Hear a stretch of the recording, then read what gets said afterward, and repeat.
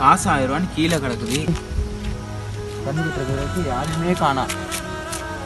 யாருக்கு காசுன்னு தெரியல. சரி வச்சிருப்போம், தொலைச்சவங்க வருவான் தானே, அதுக்கு நம்ம வந்து உட்காந்துருப்போம். நினைக்கலாம் தொலைச்சவங்க தேடி வந்தா இந்த காசை கொடுத்துடலாம். அண்ணே நான் தனியா வரவா. என்ன மச்சான் எங்கன்னா உட்காந்துருக்க? ஒன்றும் இல்லடா, வேண்டி ஒருத்தவங்க வாரேன்னு சொன்னாங்க, அதுக்காண்டி வெயிட் பண்ணிக்கிருக்கேன். யாருடா கையில காசெல்லாம் வச்சிருக்க? இந்த பக்கம் நடந்து வந்துக்கிறனே, இந்த 1000 ரூபாய்க்கு கீழே கிடந்துச்சு, என்ன பண்றேன்னு தெரியல. தொலைச்சவங்க எப்படி இந்த ரோட்டில் தானே போவாங்க, அதுக்காண்டி தான் வெயிட் பண்ணிக்கிருக்கேன். தொலைச்சவங்க கையில தான் காசை கொடுத்துடலாம் அப்படின்ட்டு.